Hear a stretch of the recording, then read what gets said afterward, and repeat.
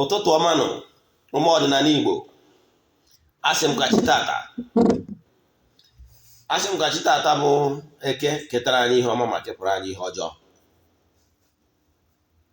Anyị ga-ejere obodo n'ara obodo, onye chụrụ anyị na-ada.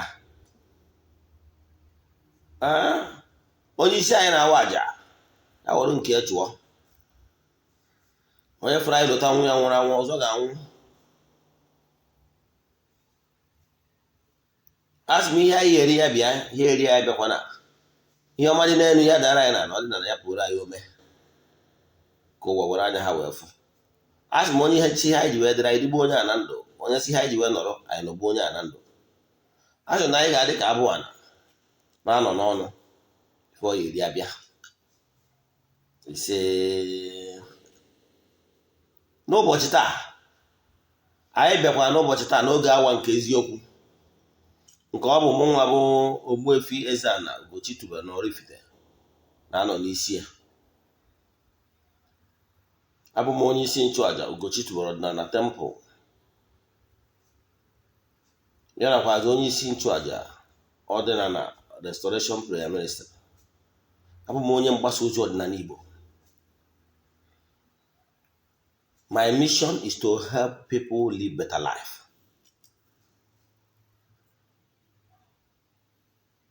And akwụkwọ Joel 4:6 says that my people are suffering because of ignorance. And in creation, ignorance is never an excuse. Because nwatakịrị that refused to learn the language of his parents mere onwe. Nke bụ eziokwu na any child that refuses to learn the mother tongue of his parents will face a lot of challenges in life. And that is what is exactly happening to you. Isiokwu nke ụbọchị taata bụ ihe niile ị kwesịrị ịma gbasara ndị mmiri na ndị ogbanje.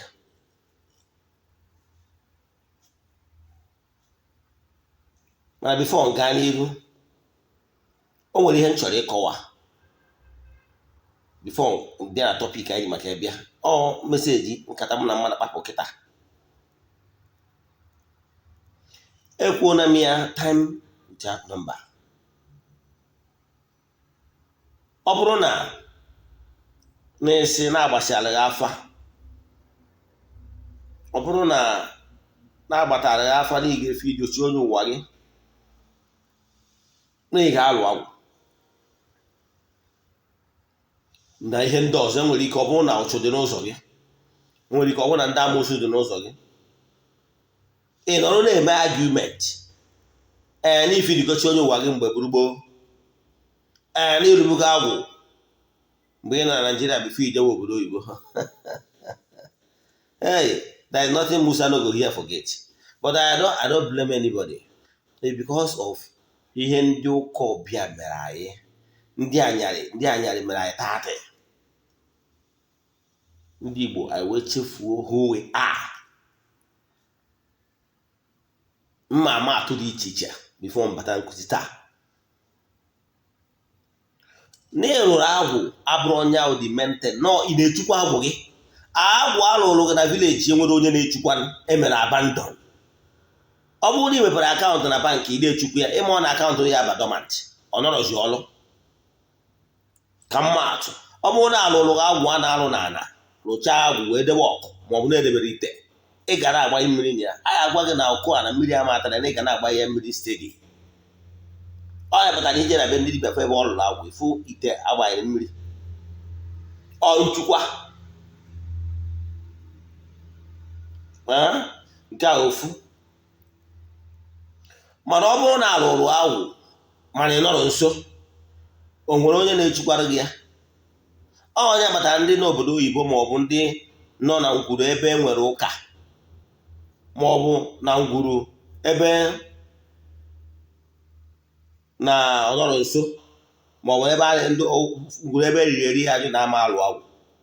ọnya ka anyị ji wee sị ha na ihe ka mkpa ụdị ndị dị etu a kwesịrị ime ewu ịlụ okuku agwụ. Okuku agwụ a ga-adị na be dibịa a na-echukwara ya ka na-echukwara ya. Ihe ịma bụ na agwụ na-atụta ego, ị na-ese ndịrị ego ọ ga-eji wee na-egburu agwụ. Ihe agwụ na-eri iwu oke ọkụkọ, nnekwu ọkụkọ, oke ọkụkọ maka ndị oke agwụ, nnekwu ọkụkọ maka ndị nwunye agwụ. Then ị nweziri ike gborie ebu ka ọ na-ede ude, ka ha na-ede ude ka gị nwa na-ede. Ọgwụ eziokwu na o nwere some part of Anambra like side agụrụ ndị na-egburu agwụ ha nkịta, mana ọ bụla na-egburu agwụ nkịta no problem, is normal. Na ọ bụrụ na obodo na-egburu agwụ nkịta gborie nkịta, so mana ọ ya nwere dibịa ya na-echukwara gị ya ka agwụ wee nọrọ ọrụ, ịghọtago. Then mana ọ bụrụ na ụchụ dị n'ụzọ gị, nke bụ eziokwu na ụchụ dị n'ụzọ gị, ọ bụrụ na ị sara ụchụ wee jee lụwa ọrụ ndị a, ọrụ ị na-alụ bụ ihe efu, ịghọtara ya. Adị ahapụ isi na-agwọrọ ike ajụ, ịghọtara ya. So ọ bụrụ na ị na-asị n'imego nke a n'imego nke, ọ bụrụ na ihe ndị a imere na imetara ya nke ọma, gịnị meziri iji aka ụta? Gịnị meziri na things are chenji? Na n'imere nke a n'imere nke a, mana ọ dị aga things are not etu o kwesịrị ịdị. Ichenji edibịa na-arụrụ ha ọrụ, ịghọtara ya. Chenji aka. Ụfọdụ nwere ike ọ bụrụ na ọgụ ya, ụfọdụ nwere ike sị na nna ya nọ na vileji na-eme, nna ọ nọ na vileji arụrụ agwụ, nna ọ nọ na vileji echukwara onwe ya ga na-emere gị ihe. Ịma ọrụ nwere ike mee ma ya gara, mana ngwa ndị nna dị kapebụl ma ihe a na-eme n'ọdịnala. Ọ bụrụkwa na onye riri eri ga na-emere gị ya, ịghọtara ya. Maka na onye isi adịghị edo onye isi. So nke a bụ ihe ị kwesịrị ịma, nke a bụ ihe ị kwesịrị ịma nke aga. So ọ bụrụ na ị na-asị n'ime bugo nke nwa mee nke, ọ bụrụ na ị mere ihe ndị a na ọgara, then kedu ebe na-achịrị mmadụ bụrụ enwere the reason why things are going wrong. So don't say n'ime bugo maka na ihe ntị na-atọ ọnwụ na ọgwụrụ ntị ya na-ezu ike. Kama na ndị ụka bịa rie anyị gwogwo, a wee gbapụ anyị anya na ihe ọdịnala anyị, mkpọrọzi continuity nke ọ na-abụ ọdịnala Igbo. Nwa tụta otokwuru, nwa tụta otokwuru, a na-akụwa ya na eke esi eme na eke esi eme n'ọdịnala. Mana ndị ụka ọbịa bịa jide tradition anyị kpụọ ihu n'ala wee sị asị, they cook up falsehood to demonize our system, demonize ọdịnala Igbo. Ọdịnala Igbo abụrụ ọgwụ. Na ya ọnkụrụ adịghị eje ụka na-eme nsi na village does not make him onye ọdịnala. Onye ọdịnala adịghị agwọ ọgwụ, ịghọtago. Ị na-agwọ ọgwụ ka ikechie nwa nwunye di gị ma ọ kechie nwa nwanne nwoke, ị bụrụ onye ọdịnala, maka na ọ bụrụ ọgwụ. Ihe a sheer wickedness that embedded in your personality as a person. Ịdị wicked, ị bụrụ onye ọdịnala, ịghọtara ya. Ezigbo onye ọdịnala na-asụ nsọ ala, and that nsọ ala abụ the 10 commandments, ịghọtara ya. Before ndị ụka ọbịa ka m gwa gị ihe merenụ na before ndị ụka anyị na-ekreti na-agwa ndị mmadụ tighata n'ọdịnala. Before ndị ụka ọbịa abịa, ha asịrị asị dị iche iche. The first people butere missionary n'ala Igbo bụ ndị Portuguese, the Portugal, but they failed because the system they came with ịda aga n'obi dị iche iche na-agwa ndị mmadụ, na-egwa ha na onwere chi a na-akpọ Jizọs. Ndị be anyị wee reject ya, wee gwa ha na anyị nwere chi nke ukwuu, na anyị mmadụ gochi before ha abịa. They went back, they didn't succeed. They went mgbe ndị colonial masters na China, ha wee brought to another idea by ndị anya dịchara anyị. Ime ha mere, ha wee je draft more sophisticated men like Ajay Crowder and the Shanahan. Ha wee bịa with more strategy. Ma strategy ha ji bịa, ha wee bịazie na-agwa ndị be anyị n'obi site na ụmụ ụnụ ka ha bịa mmadụ ka esi agụ, ka esi ede, na-anapụta ndị anyarị okwu. Ndị nna nna ya ọkwụnụ plan a ka ha jiri nweta ndị nna nna ha. Nna nna ha pụtazie onye chọrọ ka o dupụ nwa ya ka onye mụta ka esi agụ, ka esi ede. Ha wee weruzie that in the region nkụzi okpukpere chi ndị ụka ha ahụ, ndị ọbịa embed na tinyezie n'ime school curriculum. Nwa bịazie ka ọ mụta nkụzi amamihe, ekụzierie chi ndị ụka ọbịa, ekụzierie si ya oke. Ọ ha nwa bụ ndị kwụ ụgwọrọ ụmụazị. Mgbe gboo nwatakịrị adịghị erupụrụ nna gị isi, nupụrụ nna gị isi ma the consequence. Ọ ha kụziri nna isi ya na nna gị kpọọ gị ebe ọ na-egbu ọkụkọ awụga eri na nna gị kpọọ nke anụ ikpere arụsị, nwa na-akpọ nke anụ ikpere. They demonize every culture our people nwere. Demonize everything without even studying. Without even studying our own Igbo spirituality. They demonize everything, imposing their own on us. Ọ ya bụ ihe mere na ụmụazị niile a na-akpọzi ha nna a na-akpọzi Ikechukwu nwa mbịa ka anyị mee agwụ ma ka anyị rie ji. Ọ chọrọzi ịma o nupụrụ nna ya isi. Ọha ma kụziri nna anyị ha etu esi edupụ mmadụ ya edupụrụ nna ya isi. Ihe guzi asị mgbe anyị na-eje katikizim na nna gị sịrị m ihe ọjọọ ga-eme na so nna gị medozi agwụ medo mmadụ na ngwuru Igbo spirituality bụ ihe ọjọọ. Ụmụazị wee bido nupụrụ nna ya isi. So ịchọwa ndị merụ introduce nwatakịrị nupụrụ nna ya isi nọ ndị anyarị. Mgbe ahụ nna mmekọtazi efu na Ikechukwu adịghịzi interested n'ime ịma ihe dị na ngwuru. Nna bicharụ ndị ojebe ụmụazị Ikechukwu bịazie mgbe ọ ya abụzi nna ọ zachapụ everything. Ụmụ ka ụfọdụ gburu na-ata afụrụ taa. But I thank the gods who made it possible that some of our great ancestors are reincarnating back. Some of them are reincarnating back, and there is this great awakening. The message in my New Year message. This year, I gave away a lot of people, great minds that will return. Only if I want to watch the video, some of our celebrity, in the recent time, like Bomani Rudoku, whom I respect so much. I love his acting. And another lady I admire so much, Chimamanda Adichie. Watch the topics. Chimamanda she's my hero. In the world gathering in Germany, we Basalo the Igbo spirituality. I'm impressed. And a lot of great minds are coming back. This year, I told you that this year we have a lot of great minds. So, ihe na-achịkọwa bụ ka e mesịrị ha ọ na-emaro na ndị Igbo nwere great culture. They came and turned a lot of things upside down before the arrival of the colonial masters. We are doing great. Onye agbata ụbọchị nkụzi gbasara reincarnation ga-achọ ike my topic nkụzi gbasara reincarnation.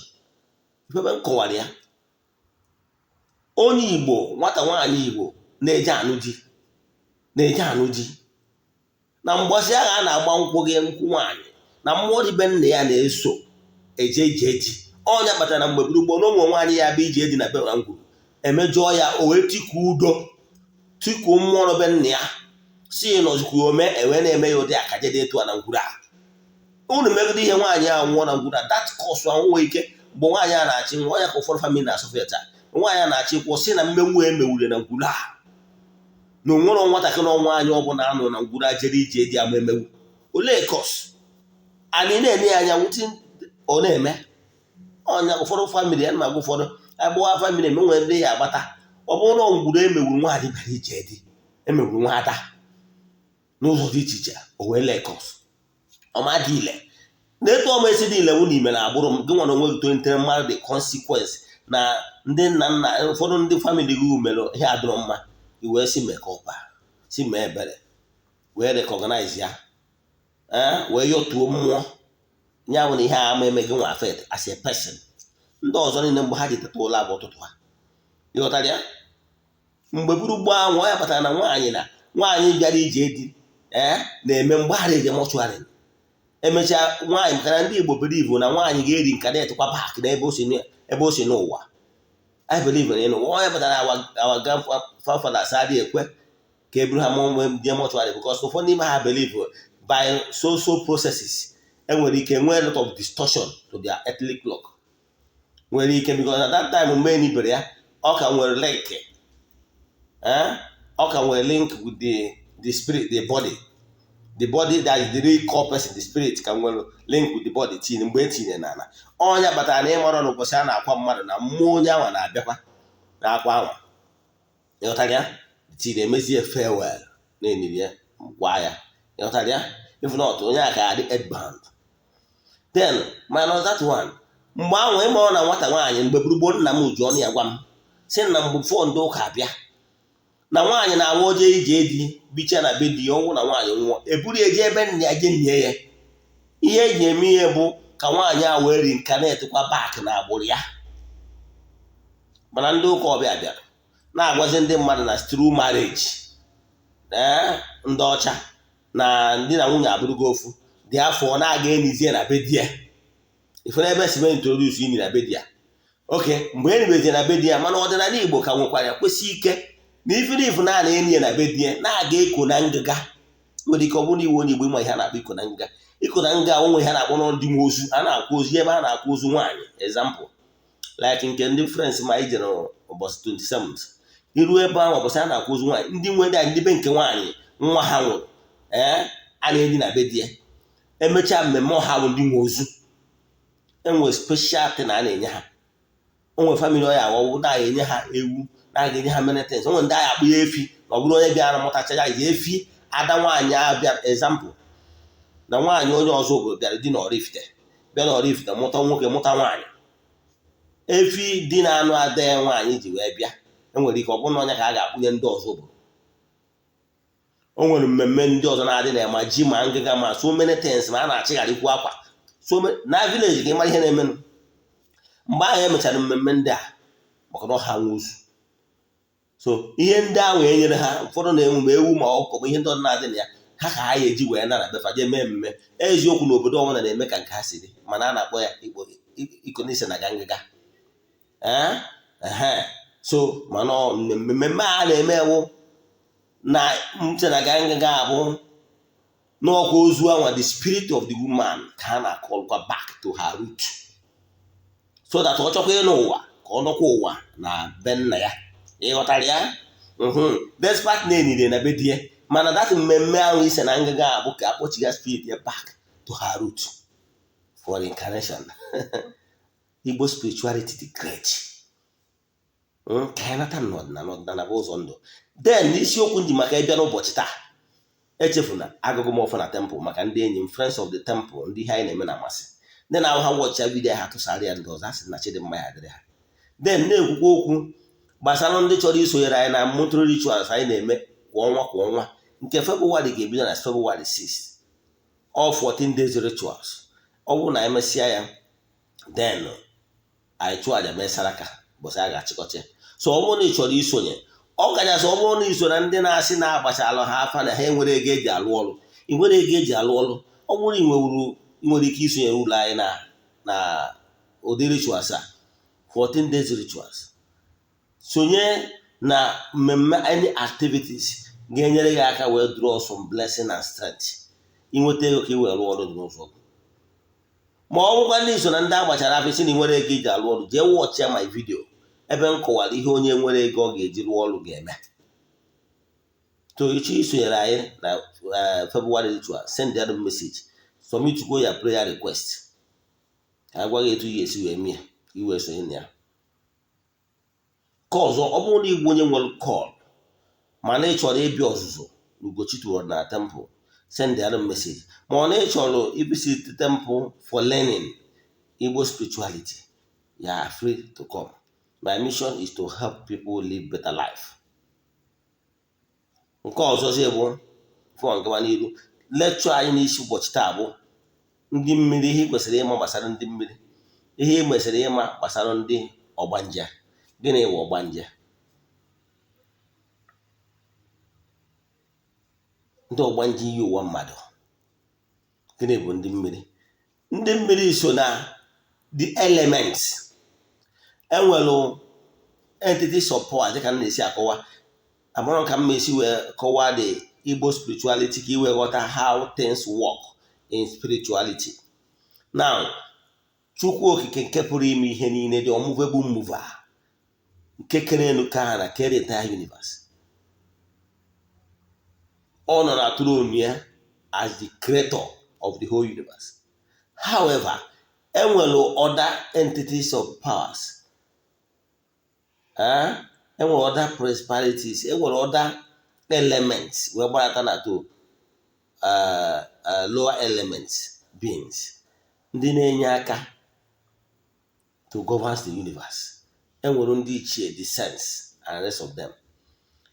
Ndị ụka thank God na ndị ụka gwakwara na enwere 9 choirs of angels. That is, enwere departments ekere ọlụ eke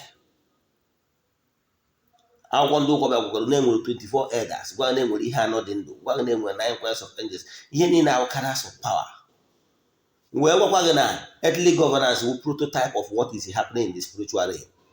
That ndị na-asị God punish you does not know how things work. God Almighty, the unmovable mover, will never descend so low either punish Ifeanyi, Emeka, Ngozi, Angela, Rita, one after the other. No. If you know whom this Almighty Father is.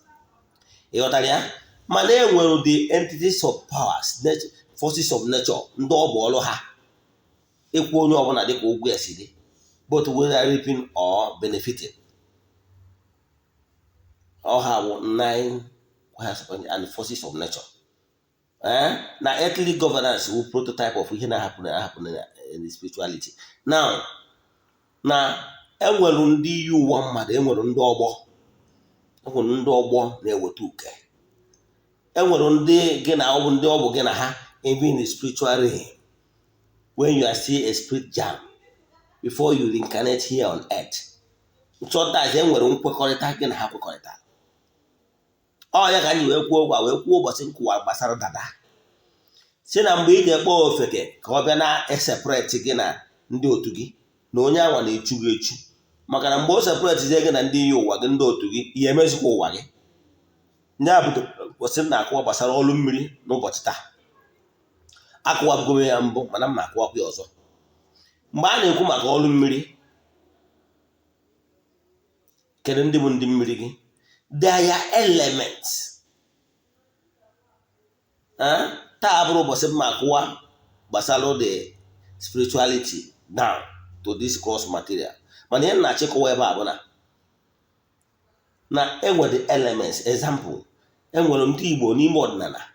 Ọ yabata na ebe na ebe dibịa ihe afọ ihe dịka flag, ihe dịka eti ugegbe miro, ihe ahụ ebe a dọtụrụ anyanwụ n'ezi enu. Ịghọtara ya? Maka na ndị Igbo kwetara na anyanwụ na-eze enu. Ọ yabatakwara even the Romans, they worship the sun god. Bọsị a na-akpọ Sunday. Ịghọtara ya? Akụwago ụbọchị etu ha si weta that 7 days of a week. Ụbọchị niile awụ ụbọchị ha ji worship deity of their own. Mana n'ọdịnala Igbo spirituality, anyị nwere 4 market days. Understand? Represented like east, west, north and south. Then enwere the elements. Enwere the elements from the sun, enwere from the moon, enwere from the stars, enwere the air element, the early beings, enwere the water element like the salamander, water sprite, mermaids, understand, and other elements, living elements in the water. Then enwere the land element, the mother earth. Now, ihe a na-akwụwazi maka ndị mmiri anwa, ọ bụrụ na it has a link with water elements, how come mmadụ ga-echi na-asị gị n'oke oje separate gị na ndị mmiri gị? Ikwela o separate gị na ndị mmiri gị emezikwa ụwa gị. Mana this mindset bidoro na ụfọdụ ndị ụka ndị sị na ha adịghị eri oke mana ha ji eze ekeri ụmụazị. Ị bụrụ onye ọdịnala esi na practice foreign religion, then na-akwụgharịkwa na mmiri si na na-achụ àjà. Etago niile eje alụ mmadụ ọrụ mmiri na ịwụ white garment person, ma dị na-eje alụ mmadụ ọrụ mmiri. Do you really understand what it means? Ka ị na-eje ebe a sị na-eje ekewa ndị mmadụ. Gị nwa na onwe gị, yes, ka m gwa gị nke bụ ezi ntụ ọmụ mee n'ihu. Gị nwa na onwe gị na-eje anara ndị mmadụ ego si na ị na-eje ekewa ha na mmiri. Gị nwa ikewarụ gị na ndị mmiri nke gị. Ọ nwere ikewa gị na ndị mmiri nke gị, they are not come to water now. Ị chọrọ mpịawa azụ. Mana ihe odu ndị mmiri nke gị tight. Nwee harmony, build a cordial relationship with them. That's why if you enwere the God ịkpọ mmadụ je na mmiri, ị bịaje na-agwa ndị mmadụ ka ikewa ka ị wenata ha ego, maka na ị chọrọ ịgwa ha ihe ha chọrọ ịnụ. Maka na onye na-asị ukewa ya bụ onye riri eri, onye ji mindset ndị ụka wee na-abịa n'ọdịnala. Mindset ha bụ na ha fụtara na ndị mmiri ọ dị water element, the highfall. Ndị asị onye nwa na onwe ọgwa asị na mmecha nke a ka m nwere onwe m. Ebe ọ si na ọrụ mmiri enwere m onwe m ngwa lụọ ọnụ. Ọkwa mmecha nke onwe ihe ejikọta m na ha mee dị stọpụ m. Uche ya bụ ka ọ bịa kwa aka pilot ka o jebere onwe. Ọ bụrụ eziokwu, unu ekwenye na ka a na-eri unu mugu.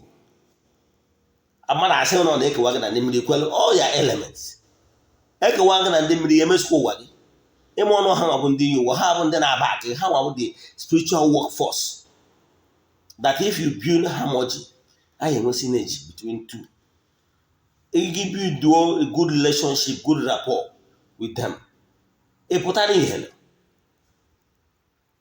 mana mgbe ị ga-eme onwe gị onye ilo ha kedu ka ị ga-esi wee sosi kedu ụdị the spiritual backbone ga na-abụ akụ na mmụọ wee gwụọ nso na ọrụ mmiri a na-eji alụ ụgbụ nọ ka ịgba nkwụ in reverse wee jụọ nso ọgwụ na iwe onye ọzọ obodo wee nụta nwaanyị di na Oraifite ọ na-agba agbachazie nkwụ gị chefuo ndị be nna gị ịmara eriri gị eri na onye nọ isi ọzọ obodo hụrụ nwaanyị nụta di na Oraifite ọ ya abụkwa mgbe ụfọdụ nọ igorokwa ma ji ma bred ihe ọnụ na-eri jekwu mmasị nne na nna gị na-ekene ka unu mere na-esi ka ebe mara ka ha mere ha wee jụọ osi ike maka ọ gaghị nwoke ji gị kere ka unu na-ebikọ ọfụma unu akpa nkata na onwe ebe isi enwe mkpọbi okwu na iji edi ijela isi ya mma na nekọ chalenji ị na-enwe ma ọnwụ nke ha wee sị oke ngwa mee ya etu a mee ya etu a mee ya etu a ọ bụrụ na ị na-achọ nwa isi anakpọ na sinsi a na-agbatakwa na akwụkwọ n 6 months to 1 year na onwe bụ ọkwa ihe efu ha wee sizie oke ngwa na nwa gị mee ka gị na-adịghị bịa ma nke a ma ọ tụọrọ ụlọ alụ ebe unu enye nara ọgwụ something like that ịghọtara ya maka na ị na-akpa ha nso etu a ka ọ dị gị na ndị mmiri gị yes na-abịa yọọ onye na-owuru ọmụwa na-alụ bịa gwa nwaanyị mmiri gị di mmiri gị si ya biko ya hapụ ka ịnụ dị n'elu ụwa ka ime ụwa gị ma ya biko ya kwudokwara gị a simple analogy bụ ọnọdụ dị ka nwoke na nwaanyị bụ boyfriend and girlfriend for one reason or the other ọ bụ na ha ama n'onwe ha ha wee decide ya n'onwe ha oke Ijeọma emụwa ike ma ọ ma Emeka na mmadụ bụ ọnredi ndị mana ebe ọ na di na-abịara ngwa gị nụọ ha esetụrụ amicably ha fụkwa n'ụzọ ha ekene nwere ike bụsọ ọ na-agbalị nkwụ Emeka abịa ịghọtara ya ọmụọ dị nwa Emeka nwoke emenatara ya nwa mana ha adịghị emezi nke ọzọ ọ dị abụrụzi honeypot mana ọnụ ka build friendly relationship and there is harmony between two ọnwa ụbọchị ịpụtara n'ụzọ fụ ka na Emeka dị moto na-apụta fụ ka Ijeọma na ndị mmadụ na-enwe problem ọgba brek si Ijeọma kiri ihe owezi a na-ekwe gị na o setụrụ ọ dị case ọ bụrụ nke ọ ga-enye ego onye ego ịghọtara ya etu a ka ekwesịrị ịdị etu a ka gị na di mmiri kwesịrị di mmiri taa ka a na-akwa ego taa ka a na-akwụ ụgwọ taa ka a na-eme ihe niile emechara na bido taa ọ ga na-ewetara gị oke na mmụọ mana ọma emebiziri gị ihe bido that day di mmiri ama emebiziri gị ihe oke ọ ga-adị wetara gị ya ịghọtara ihe niile ya ọnya bụ ihe kwesịrị ịma oke ga na-eru gị aka ndị mmiri amaghị asaziri gị ihe etu a the relationship gị na ndị mmiri kwesịrị ịdị very cordial etu a nnọkịta mụnwa bụ Eze-Ana ana m eje na temple ebe m dewere nwaanyị mmiri m daizi ebe ndị mmiri m nọ ebe m nyere ha position na my temple ruo ebe ahụ okpokwo the primordial queen kpọkụcha nne mmiri akpọkụọ mmiri chi m kpọtuo mmiri be nna m kpọkụcha ha afa tụcha afa kpọọ m nwaanyị mmiri ma oyo m n'ụbọchị tata chitata bụ ekedo ọrụ fụkwanụ na-eke ya eketara m ihe ọma to onye ọ na mụ na ya nọ mana nwaanyị mmiri m n'ọnya ka m na-akpọ oyo m ịghọtara ya gịnị ya ga-akwụ ọna ọma mebisiri gị ihe ịlọtagoro ya nụla n'abalị ihe ọma na-eme na-abịa ịghọtara ya so mana ọ bụrụ na ngị nwere onwe gị jee mee onwe gị onye ilo ha kere uru ọdụ ka ị ga-enwe mgbe ị je na-eme onwe gị onye ilo ụmụ mmụọ ka ga ezi wee sosi nke bụ eziokwu na gị nwa na-eje emegoro batụ sị nda aka si abandị na ihe ị na-eme dị a na-erute dị ndị a na-ekwu maka ha ndị a na-ekwu maka ụmụ mmụọ na nwa nọ igi na ha dị na mmụọ bara gị don't open up a channel of war you cannot finish mmadụ a na-agwa ka o meghị onye iro aka ụfọdụ asị ya ha alụ na m ọrụ mmiri na-ịlụ ọrụ mmiri does not mean na ịlụ ọrụ mmiri na ọdụ ka onye a ji agba nkwụ ya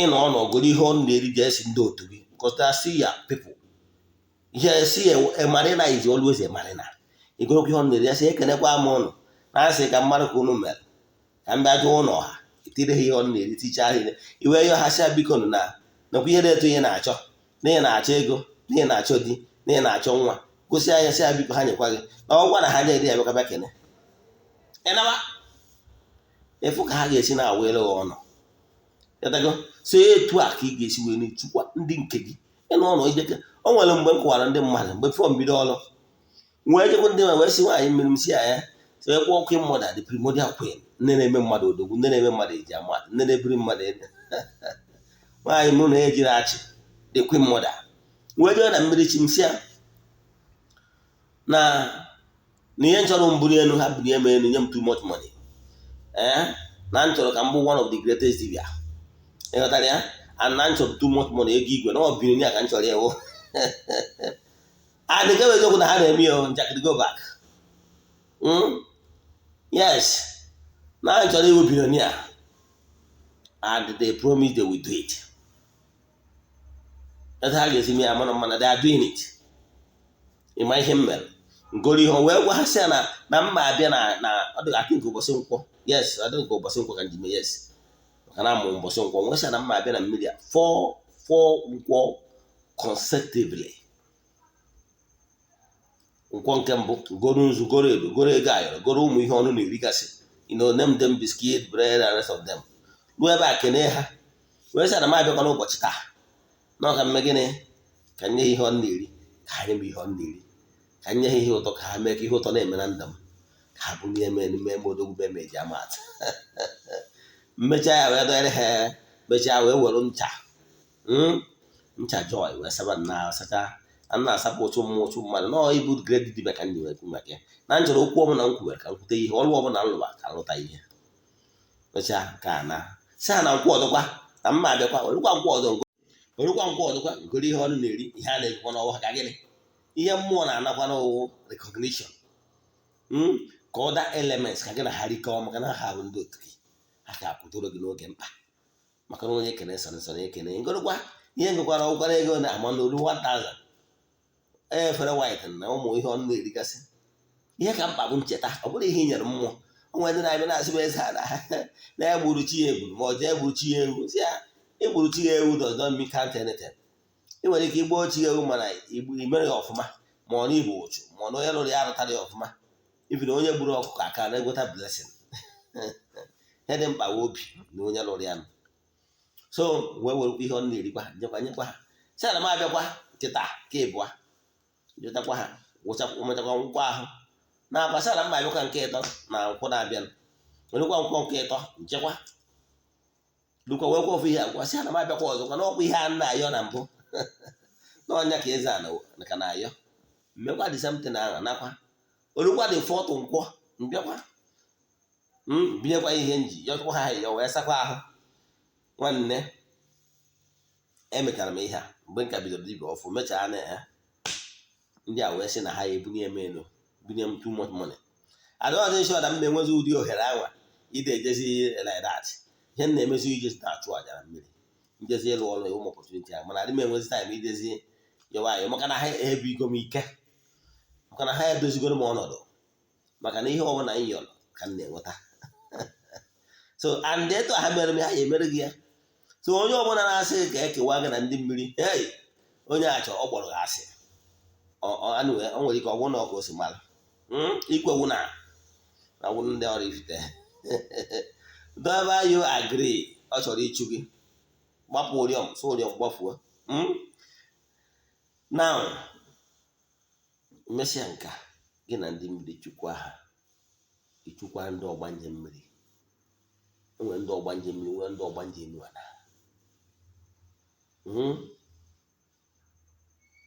nwee ndị ichie nwoke na ndị ichie nwaanyị nwee ndị niile ike niile dị na mmiri ịchụkwa afa ngwongwo niile a na-egwu na mmiri a na-eje na bafụ nwere ndị oke ndị nwere oke ndị nwere n'ime ya ọ bụrụ sọ nwaanyị mmiri ma ọ dị mmiri nwoke ndị ọzọ ụmụ mmụọ niile dị iche iche ndị water elements ya ịmara etu ahụ isi awụ abịghị ịgba nkwụ nwaanyị ji dị ya ede dị ya ojoko dị ya biya dị ya nke a ihe niile a nwere ndị nwere oke ụmụ okoro dị ya oke ụmụnna dị ya oke ụmụ nwaanyị dị ya oke ụmụada dị ya oke ndị nwunye dị ya ịdaga etu ahụ ka ọ dịkwa n'ije ọrụ mmiri mgbe ahụ na ịdọrọ ya afụ ka ha ga-esi wee kesịa ife osi ebe a ruo ebe a kịta ifụ ha akwatuo ya ozugbo kesaa ihe ha ịya afụ azụ ya egburu onwe ya jee pịa na dat bafụ egbu ihu na ala ekesa ihe ọ na-amụ ụfọdụ n'ụlọ na mmiri etara nkata ihe na-eme na mmiri etu a amụọ ma amụ mbịa ebe asị ha na m abịa Eze-Ana bịa na ọgwụ ka m bịa n'ọrụ mmiri ka anyị bịa ịfụ ha azụ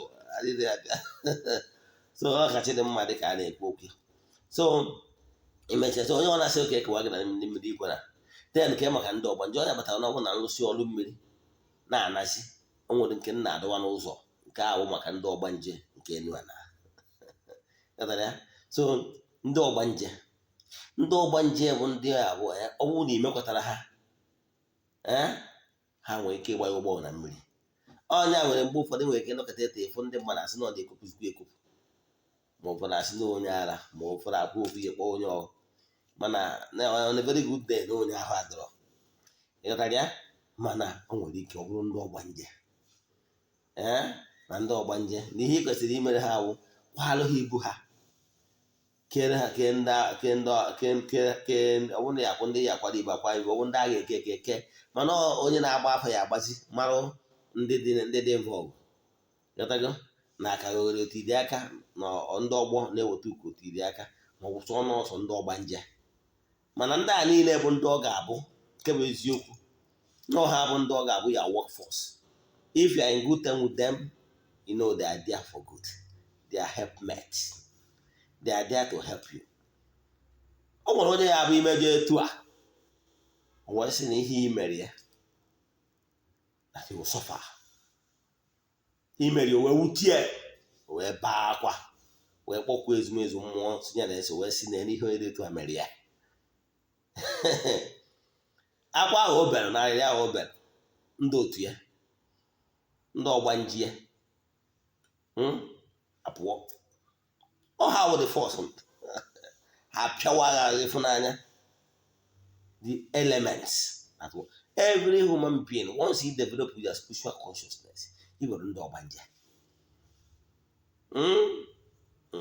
ndị Igbo na-use the word ọgbanje bụ na ndị na-awụ ha bịa ha dana bịakwa ọzọ asị na onye agwa onye ọgbanje ma ọ nọ eme ọgbanje ji aka ma letere bụ na onye nwere the elements so o need to build the harmonization harmonize ya with the forces isuenu ka ha kwudoro ya enwere m ndị otu m yes enwere m ndị otu mana the thing dị na ya bụ once you align with them gị na ha dị good term wetaba ngozi ọ ha ka ya asị nekwa ihe dị eto ihe dịta ngwa jenụ mee ya enye m jee pịawa onye azụ eje pịawa onye ahụ azụ mana ị ga-ejidekwa ogwu jide ọfọ maka na ha dị anụ ọgụ ikpe ọmụma and mmadụ decide ihe ka o mee ga-akaje na ọ ga-emewu ya onye ahụ atighị aka na moto bụ aja kata na-ekwu ọzọ dịkwụ na nsị abụkị maka na ha ya emecha ihe niile mana mgbe ị bịazi nechia ndị niile ezumezu mmụọ niile gị na ha so ya elements wee discard ha ekwu nnakeghị ịnọ ọdụ ka nwatakịrị enwe nne enwe nna in the spiritual realm iwe enwe nne enwe nna ịdị handicap yes align with their forces ka ị kwere n'ike dị onye na-arụ ụka ka ọ fụnanya ka ọ ya ahụ nwee chọrọ okwu ibekuo ndị ya ụwa bekuo chi gị bekuo ezumezu mmụọ na si ya nakwa ihe na-eto onye na-eto a mere gị ha anọkwa ya ome adịbala ka iwe iwe maka na na-abụ mgbe ụfọdụ nwa iwe mgbe m bidoro ọrụ ọfụ mmadụ weke iwe wege wee m kịta amacha ọgọ m so much I try to control my temper mana that time mmadụ mejọọ mụ mee m akaje ebe m akwa eje mkpọ ndị otu so na anọkwa ome ụnụ anọkwa ome bịanụ mee na onye na-eta ụnụ mee ka mgboro na ọkụkọ hapụ ọgụ